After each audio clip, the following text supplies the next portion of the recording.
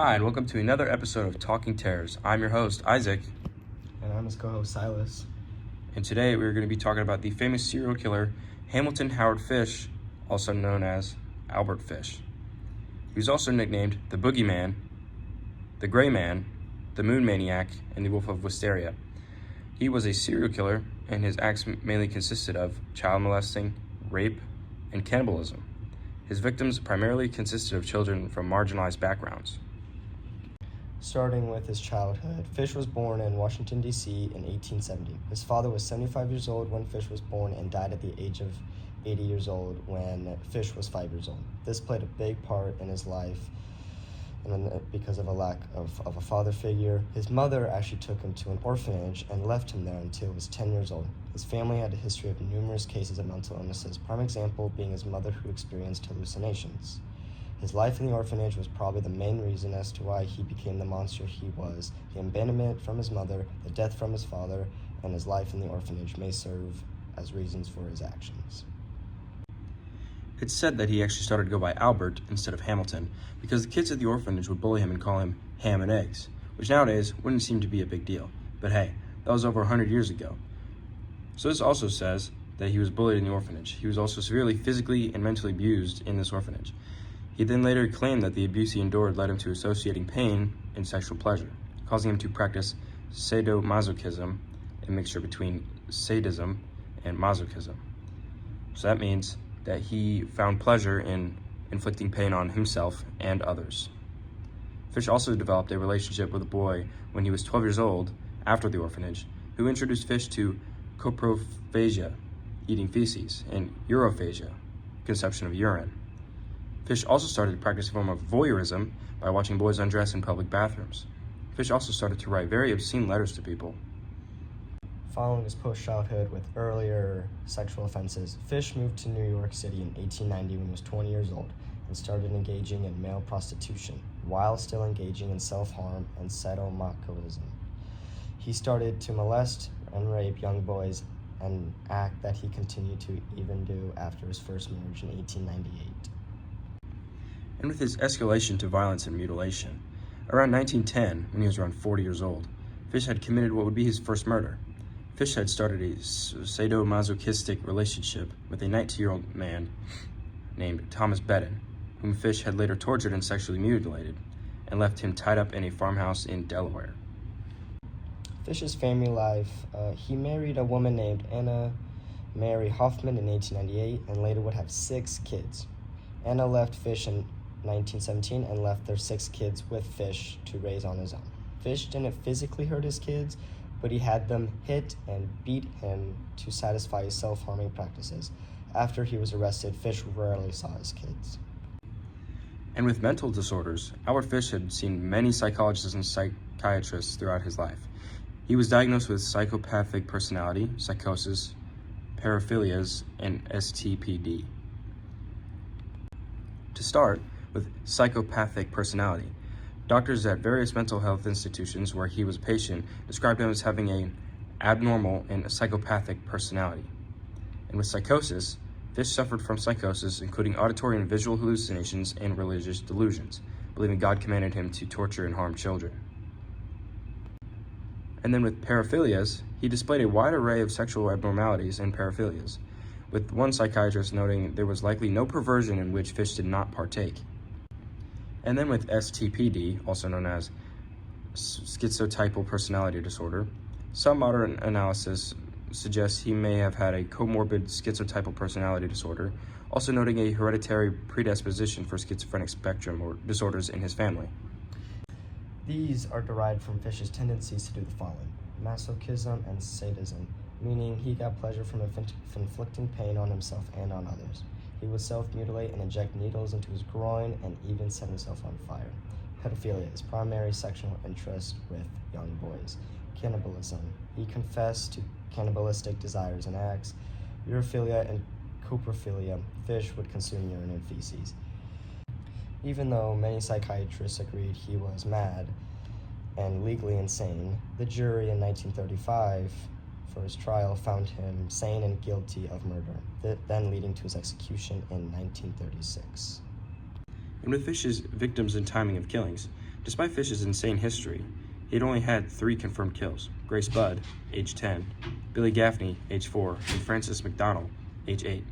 Fish was also suspected for the following murder cases: Thomas Bedden, age 19, in 1910, Emma Richardson, age 5, in 1926, Yetta Aberbowitz, age 12, in 1927, Emil Ahling, age 4, in 1930, and then Mary Ellen O'Connor, age 16, in 1932, and Benjamin Collins, age 17, in 1932.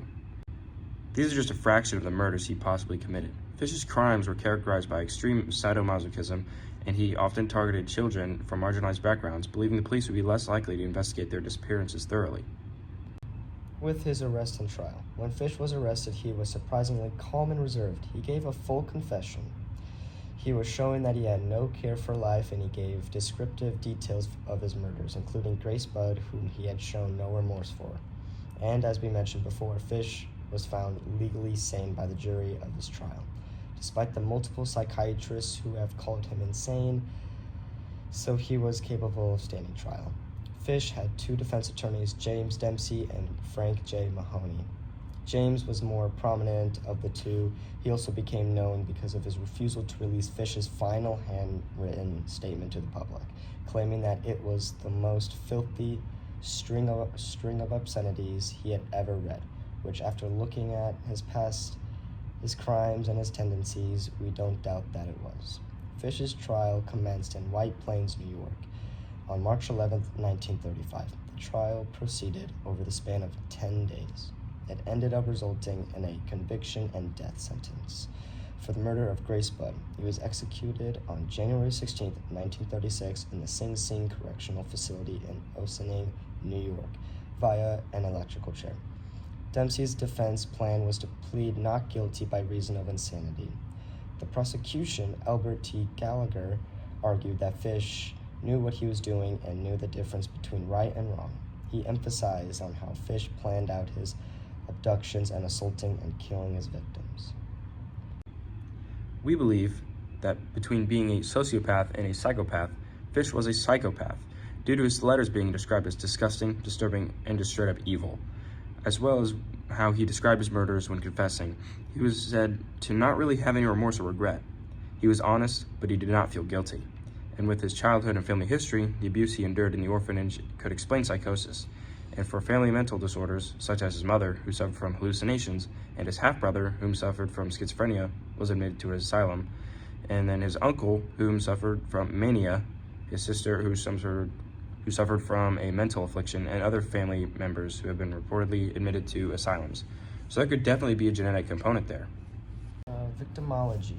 Fish's known victims tended to always be of young age, both boys and girls, and even believed if he went after disabled or black children that he'd have a better chance at not getting caught because no one would care enough. Maybe this was just justification or just trying not to get caught. His killings were definitely organized because he would go under different aliases and lure children away and act like a nice old man. And then the first chance he got, he changed like the flip of a switch. In a video we watched on YouTube called Albert Fish, the Gray Man from Biographics, a few keynote things we took here were one of his male romantic interests took him to a waxworks museum where Fish was quite fascinated by the model of a dissected penis. This experience that developed his fascination with genital mutilation and castration. Also, when in the Sing Sing facility, he regularly had sex with other males, and his children claimed that he was starting to act bizarre, and that he started hearing voices and claims he was getting messages from the Apostle John. It also mentioned that Thomas Kedden was actually intellectually disabled. Fish planned murdering him and dissecting him, but he ended up only cutting off his penis and leaving him in the farmhouse. It also mentioned that Fish never actually fed his children human meat. That is just a rumor. But he started cannibalism by eating raw meat, which then he fed raw meat to his children. Fish chose his child victims based on if anyone would care to find them, normally being black or disabled. Fish once invited 2 young boys to his apartment for lunch, and as Fish was preparing food, the boys waited in his bedroom. They started play wrestling, and then they fell to the floor. Seeing Fish's instruments of hell under his bed, including a knife, a meat cleaver, and a hacksaw. And then the video mentioned how he first met Grace Budd. He met Grace Budd by showing up to the Budd residence, offering the boys in her family a job on his farm. Fish told them his name was Frank Howard, and he came to drive the boys to the farm on a Sunday night right after the Budd family had gotten home from church. He then saw her for the first time. He asked her if she could count. The 8-year-old Grace Budd said yes. So he whipped out $92 cash for her to count, and it was the biggest wad of money the Budd family had ever seen.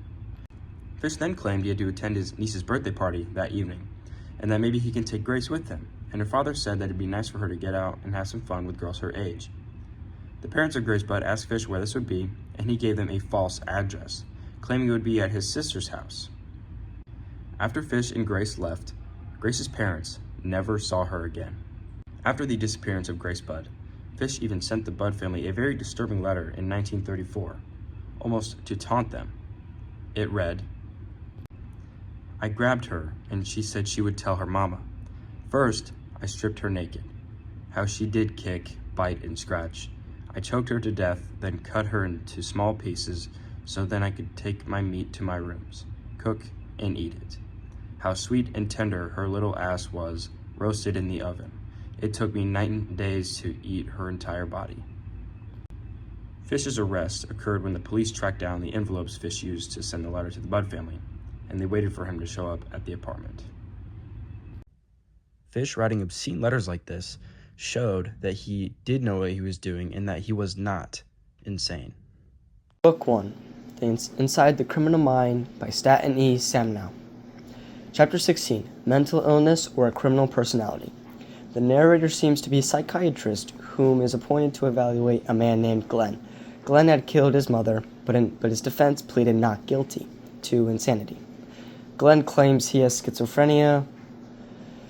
The narrator has spoken to many people who knew Glenn well, and they believe he actually knew what he was doing. The narrator went to have an interview with Glenn in the jail he was held in, and Glenn harshly greeted him, believing the narrator didn't believe in mental illness. Just because the narrator thinks that Glenn is not insane, but the narrator informs Glenn that he has worked in many psychiatric hospitals who has treated many mentally ill patients. Glenn started to get angry flashes, starting when they started discussing about family relations. Glenn was very worried that the narrator thought he was sane. Then the narrator explains Glenn's childhood. Glenn was the golden child who would always prefer isolation and to stay inside and read. He was so smart, but he would get snarky and rude because his intellect gave him a big ego. His major in college was philosophy, and he took many history and literature classes, but also he didn't ever study. He then started skipping classes in fear of being shunned or being a nerd. Glenn also used marijuana and LSD. During graduate school, Glenn had what you would call a psychotic break, which led to his first hospitalization. He destroyed furniture, threw away clothing. He even defecated in his room. He claimed it was because he smoked too much and smoked the strong stuff, and it pushed him over the edge. After this event, he did not finish his graduate program, and he lived in his mother's basement. He would also start to drink a lot. He would have to ask his mother for money because he didn't get a job, and he even qualified for government disability checks, but he spent every penny of it that passed his hands. He hated to be demeaned by his mother. This would show how his relationship with his mother would go downhill, maybe giving enough reason for this homicide. I personally believe Glenn is sane. Despite his psychotic break and the substance abuse, I believe he was too smart to just go crazy and kill his mother. I think he still knew what he did and knew it was wrong, but did it anyway. Being a weirdo, crazy person doesn't always mean that murder doesn't count. If he seems to be sane after the murder, then clearly it's not enough to let it slide. Now, to find how that relates to Albert Fish, we have to look at moments where he confessed about his murders. He confessed about his acts and didn't even seem like he cared. Yes, he was diagnosed with a religious mania, and he was definitely crazy, but he knew what he was doing. It's like he was insane, but also not insane. He was conscious of his decisions, he knew it was wrong, but he didn't care. This is shown with the very disturbing letter he wrote to the Budd family after he murdered Grace Budd. He knew exactly what he was doing. He even took pride in it. Fish clearly was insane, but I'm not in the way to excuse what he did. He was just evil. The Science of Evil by Simon Baron Cohen. Chapter 2. The Empathy Mechanism. The Bell Curve. This chapter discusses empathy and that all people lie somewhere on a spectrum of it from high to low. People said to be evil or cruel or simply at one extreme of the spectrum. On the end of no empathy, when we have no empathy, we only care about our own interests. When we have empathy, we care about others' interests. With the spectrum of empathy, there are 0 to 6 levels. Level 0. An individual with no empathy at all. At level 0, some people become capable of committing crimes such as murder, assault, torture, and rape. Not all in level 0 do these things, though, but they still find forming relationships to be difficult. Level 1. A person at level 1 may still be capable of hurting someone, but they can still reflect on what they've done to some extent and show regret. It's just that at the time they couldn't control themselves. Level 2. Someone at level 2 would still have major difficulties with empathy, but they would still have enough to have a glimmering of how another person would feel. Level 3. A person at level 3 knows they have issues with empathy and may try to mask or compensate for it, such as avoiding jobs or relationships where there are constant demands on their empathy. Level 4. A person at level 4 has a low average amount of empathy. Most of the time their empathy is inconsistent and does not affect their everyday behavior. Level 5. People at level 5 have a level of empathy marginally above average. There are more women than men at this level. People at this level find it easier and more common to have relationships based on emotional intimacy, sharing of confidences, mutual support, and expressions of compassion. Although they don't constantly think about other feelings, they also try not to impose their own ideas, opinions, to not dominate or intrude. Level 6. At level 6, people have remarkable empathy, who are continually focused on others' feelings, and go out of their way to check on these and to be supportive. It's almost as if their empathy is in a constant state of hyperarousal, an obsession almost.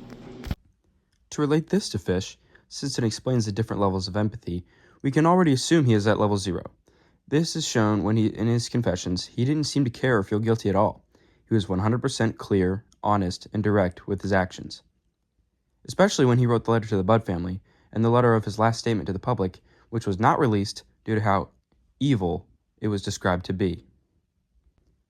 To conclude this episode, Albert Fish may be one of, if not the worst serial killer of all time. There wasn't a lot of things he didn't do.